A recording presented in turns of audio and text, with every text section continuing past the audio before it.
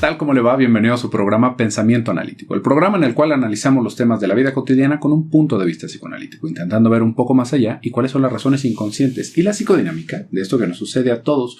Muchísimas gracias por votar en la encuesta semanal. Quedaron ahí similares los temas, pero el que quedó en primer lugar fue el de la madre ausente, y este tema pues nos va a tomar algo de tiempo. Vamos a poder desglosar algunos aspectos principales.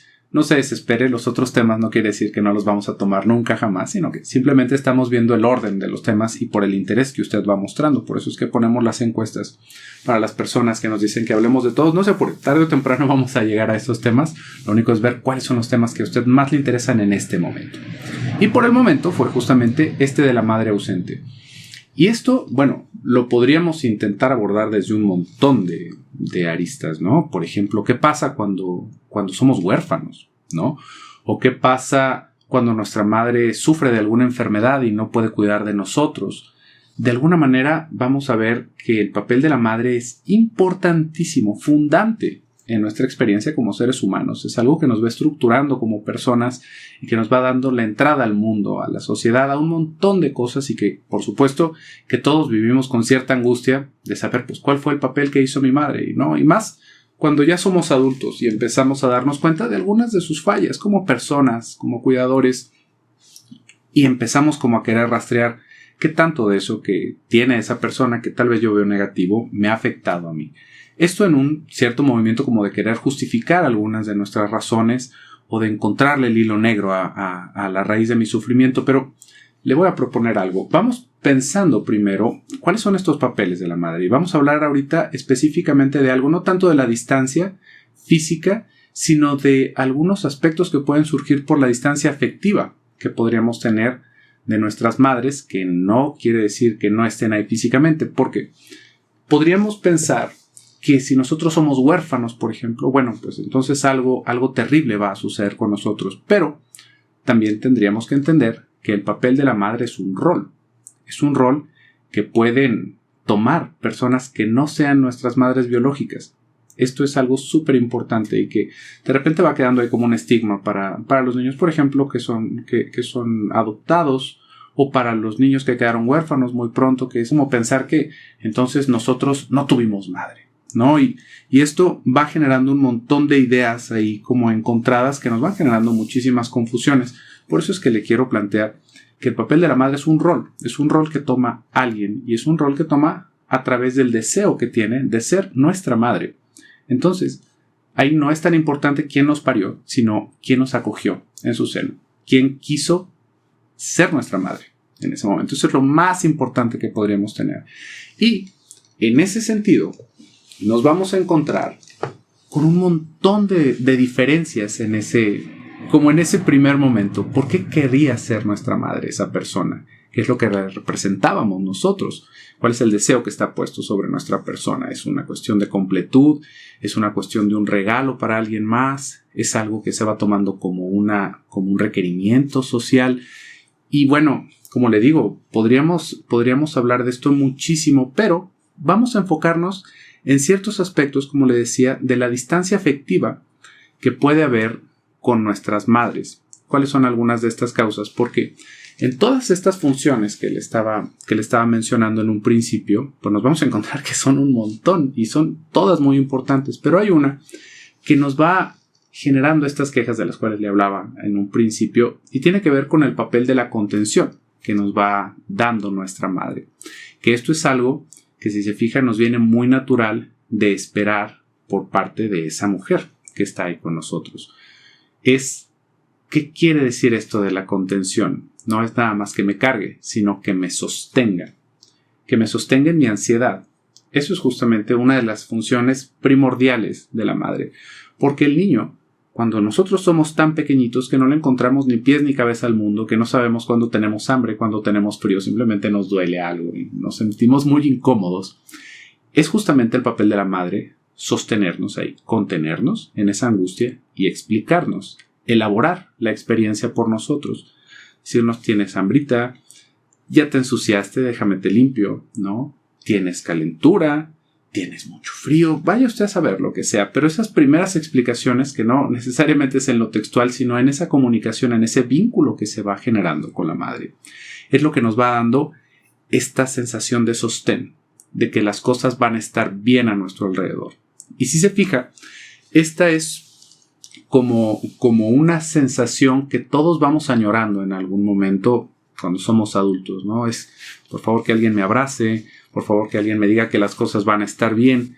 Y eso, en un primer momento, fue como la responsabilidad de nuestra madre. Que nuestra madre era responsable de nuestra vida, de nuestro bienestar, ¿no? No lo entienda en una cuestión de sexo, ¿no? Evidentemente que hay un trasfondo en todo esto y que había posiblemente una pareja, una familia, una red de apoyo que estaba sosteniendo también a esa madre.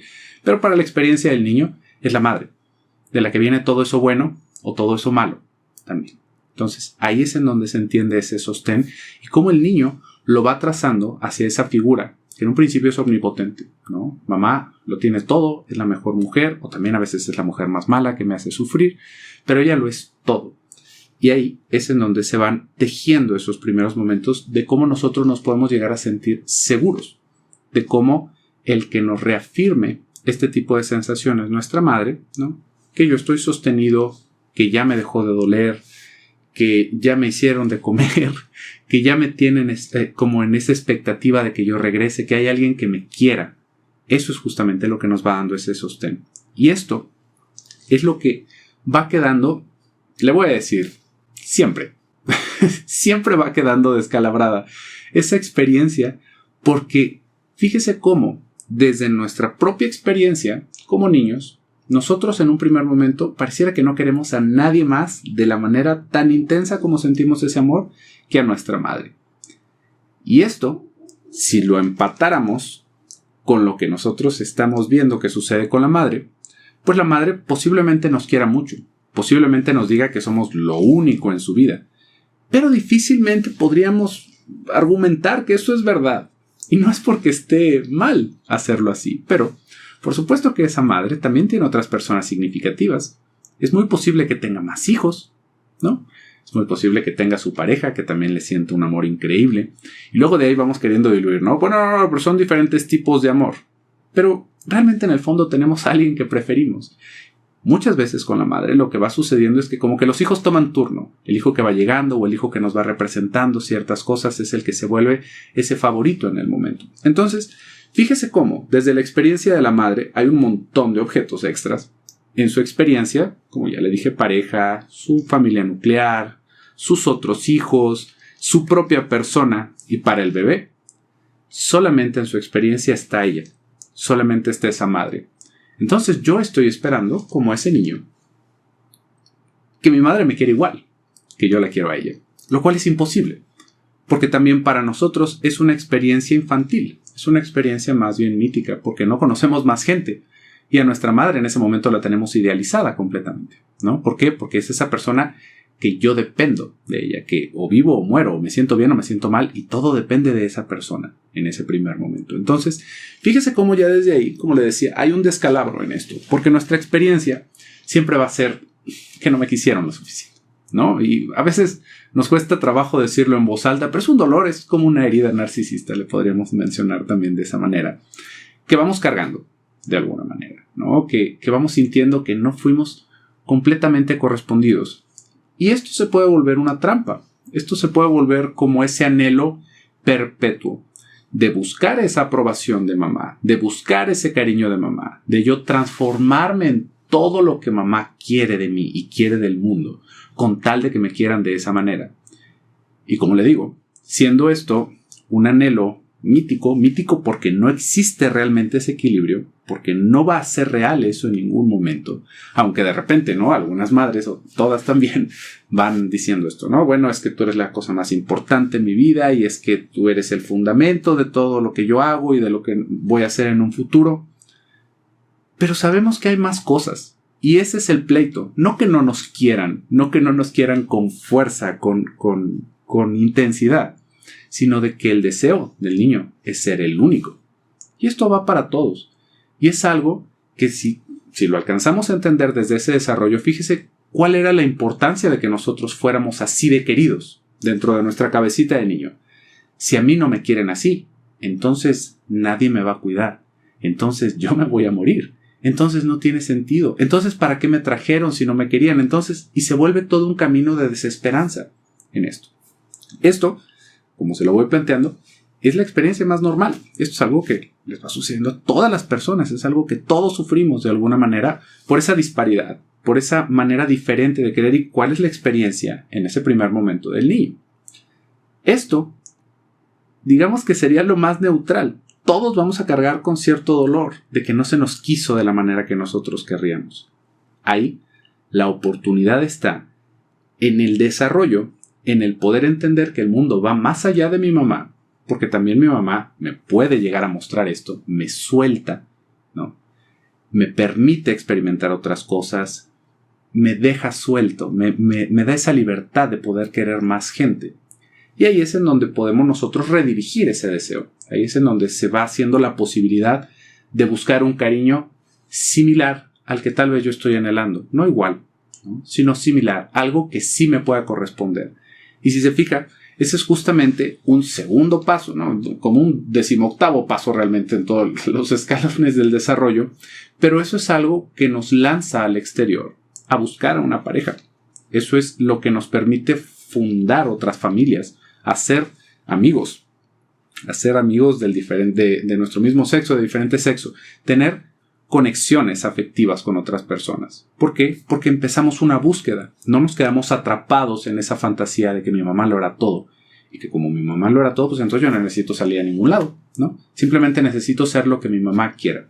Y ahí es justamente en donde le digo que algunas de las cosas de la personalidad de nuestras madres nos pueden obstaculizar aún más, ¿no? Porque esto realmente no lo podríamos pensar como un obstáculo real, sino nada más como una herida, algo que nos va a arder con el tiempo, ¿no? Que nos va a dejar lastimados, pero lastimados no mal, no como si nos hubieran roto una pierna o un ala, ¿no? Sino más bien en un desengaño que vamos sufriendo, en el pensar que las cosas eran de una manera y luego descubrimos que eran de otra manera, pero más bien es como encontrarnos con la realidad. Por lo tanto, es algo que vamos a sufrir hasta cierto punto, pero se sobrepone la felicidad que nos espera en el horizonte, en esas nuevas conexiones, en esos nuevos vínculos. Pero nuevamente, hay algunos factores dentro de la personalidad de esa madre que tenemos ahí enfrente que lo pueden hacer considerablemente más difícil. Y esto, pues otra vez, podríamos hacer una lista eterna de este tipo de razones, pero vamos pensando en algunas de las cuales son un poco más comunes, ¿no?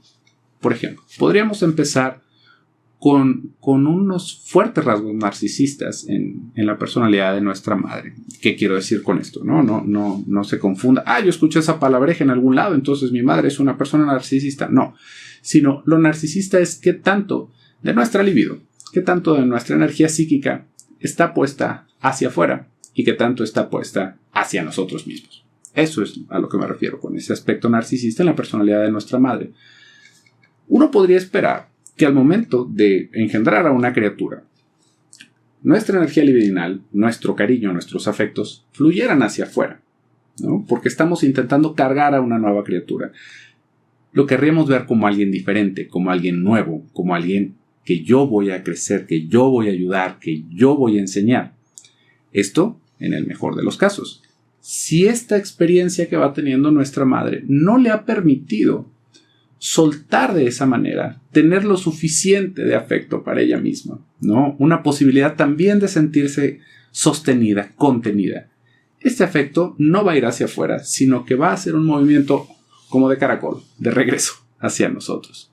¿Y esto qué puede llegar a causar? ¿No? Porque suena rebuscado, bueno, ¿cómo? Entonces como que si diera una espiral. El punto ahí es que la relación que se hace con el niño, la relación que se hace con esa criatura, acaba, digamos, siendo más bien una relación con ella misma. Con ella misma en el sentido de que no se puede entender que esa criaturita que está allá afuera es alguien más, sino que es algo mío, es algo de mi posesión como tal, es algo que está aquí en una función que yo le debo de dar. Si se fija cómo no es diferenciarnos, sino que tú estás aquí para mí. Y esto ya no es un sostén, ya no es la contención que estábamos esperando, sino que es una versión perversa, ¿no? Sí, como torcida de lo que podría haber sido ese vínculo. Y esto no hay que entenderlo como si fuera un absoluto.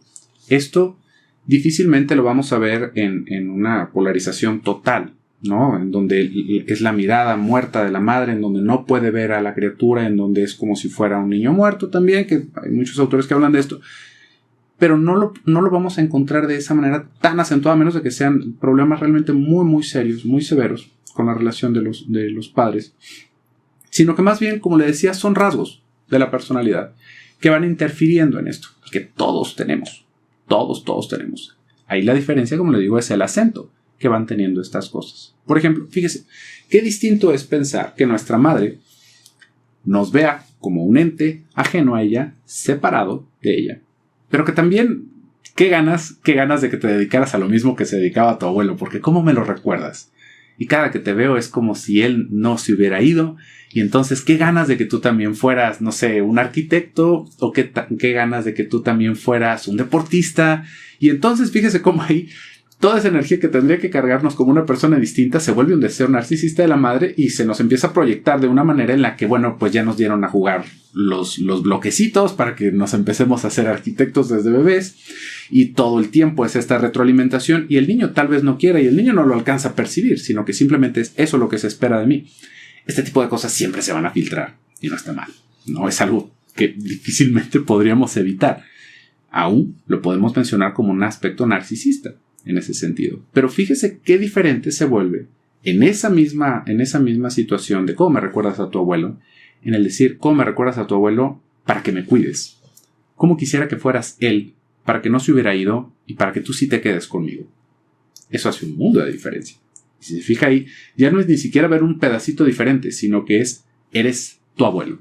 Eres para mí lo que yo perdí, lo que tú pudiste haber sido en tu posibilidad.